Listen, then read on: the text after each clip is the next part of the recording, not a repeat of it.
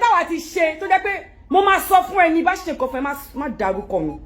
Ode mélòó ló ṣe kí ló tẹ̀lẹ̀. Lórí wá ẹ ọ̀rẹ́ bàbá Suwe yìí náà. Ó dẹ̀ ní jẹ́ kárí mú mi. Yomi orí ẹ̀ ti dàrú ni. Orí ẹ̀ ti yí. Ìwọ ní pé ká má sáré jump into conclusion. Ìwọ ló jump into conclusion pẹ̀lú right up ẹ̀. Because tó bá jump into conclusion Yomi, ó ní máa compare situation bàbá Suwe pẹ̀lú bàbá Ìjẹ̀ṣà tó tún wá sọ pé what do you they say they are also Baba Ìjẹ̀ṣà. So Tony, you know twist case, but they say they are also Baba Ìjẹ̀ṣà. Mo ń dúró kí Yomi Fabiyi join this live video. Torí wọ́n ti bẹ̀ mí kí n dákẹ́ fún ẹ, but mo ti wo live video ẹ ó là kó ti mad. Orí ẹ ti dàrú Yomi.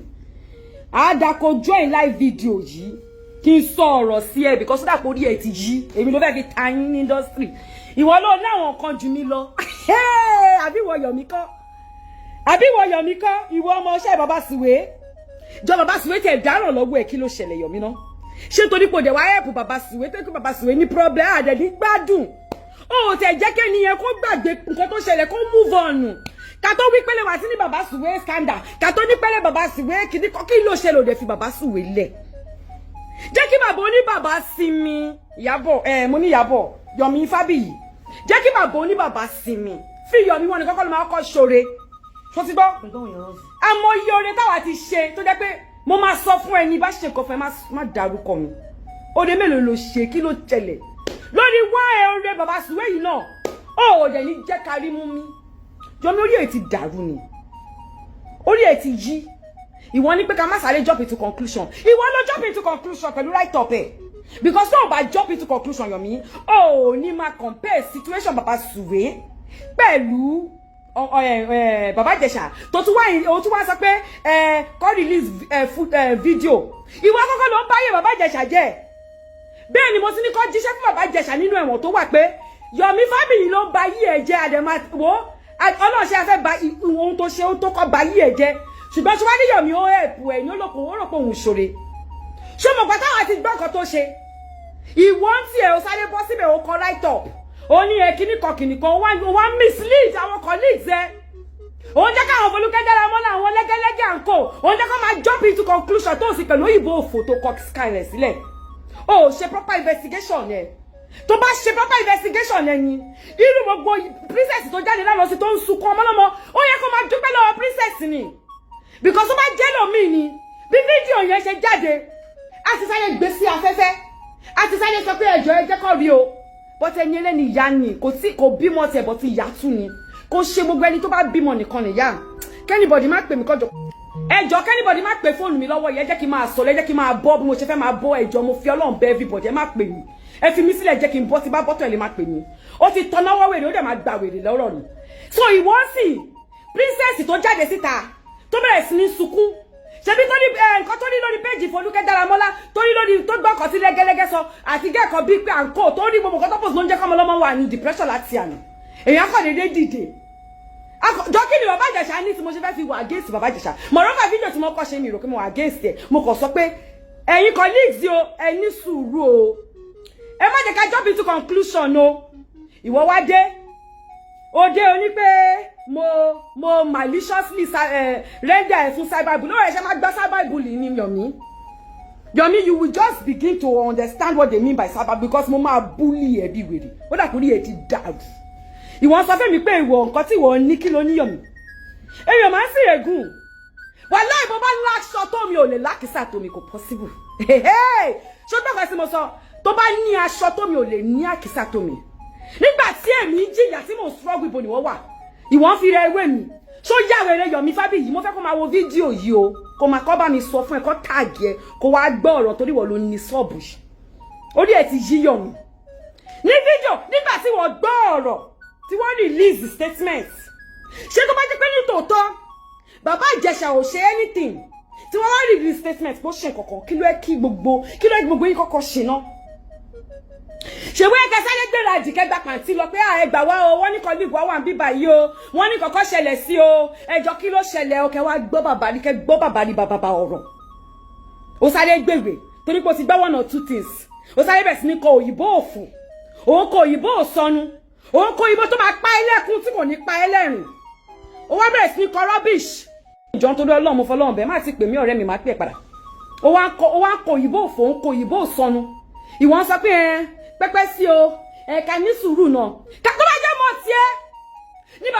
bàbá Ìjẹ̀ṣà ńlá ní èkánná ló ń sọ̀kì torí èmi wo fídíò tó ń sọ̀kì èkánná ọmọ olórí burúkú wọ̀yọ̀ mi tó bá jẹ́ pé ọmọ tiẹ̀ ni ó ń sọ̀kì èkánná ẹ̀ tó ń lá owó ẹ̀ tó ń lá owó ọmọ ọlọ́mọ tó ń lá ara ẹ̀ tó ń fíngùlẹ̀ tó ń ṣe gbogbo ẹ̀ tó bá jẹ́ pé ọmọ tiẹ̀ ni bàbá Sùwé ṣe ni mo sọ́ọ̀rì bàbá Sùwé jàre má bínú bàbá mi tó bá jẹ́ wọ ni ọmọ tiẹ̀ ni bàbá Ìjẹ̀ṣà ṣerú ẹ̀ fún ìwọ kí ni orí burúkú yìí wàá ló fẹ́ dúró di evidence ó yẹ kó kíra bàbà fún princess torí èèyàn ni ìwọ gángan ló dá rúdúrúdú lẹ̀yọ̀ mí pẹ̀lú ìdí òsì tó bá ń gbé sẹ́yìn tó bá ní ìwọ activist olórí ibu activist sọnù èmi ò ṣe tó yẹ máa kú àbí tó yẹ Ibrahim já wèrè gan yọ̀ mí ò dẹ̀ mọ̀ mo ń tọ́jú wèrè mi sáṣọ nítorí àbíamọ ni mí màá gbàgbé pé àbíamọ mi ni mí màá fèsì ẹyọ̀ mi because orí ètì yìí ó dàgbọ́ mẹ́ tó ń bá pò èmi ló fẹ́ máa bá pò àbó lórí burúkú ni ẹyọ̀ mi ìwọ jókòó ń sọ̀rọ̀ ó ń sọ English jókòó sórí iṣẹ́ ó ń single share even if it's wrong ọmọ fuck up bí o bá ti fuck up ó fuck up nìyẹn ó ti fuck up Yomi ó ti fuck up tó bí o bá ti fuck up ó ti fuck up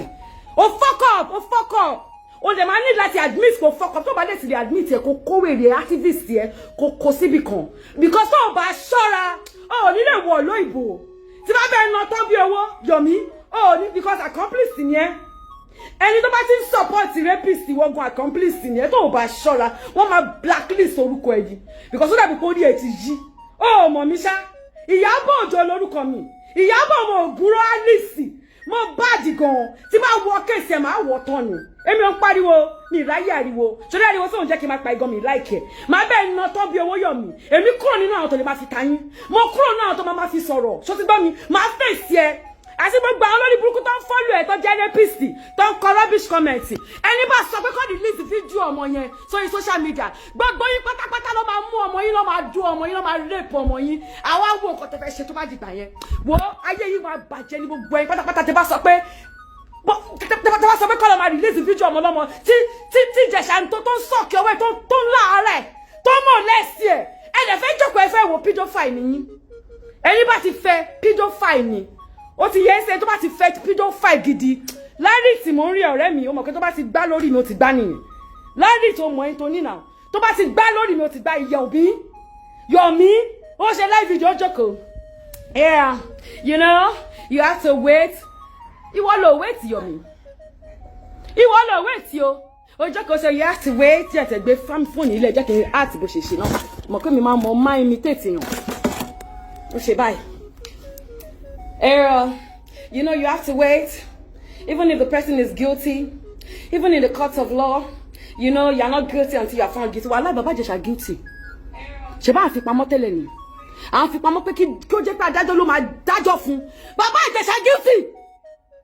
Tí Baba Ìjẹ̀ṣà bá jáde máa dá padà sẹ́wọ̀n yẹn. Ó guilty fún kan tí mo rò. Ó guilty bàjẹ́ kò sẹ́ni tó máa bá mi sọ. Tó bá jáde máa dá padà síbẹ̀. Gbogbo láti mi máa ná sí. Wallahi máa tálé mi torí ẹ̀.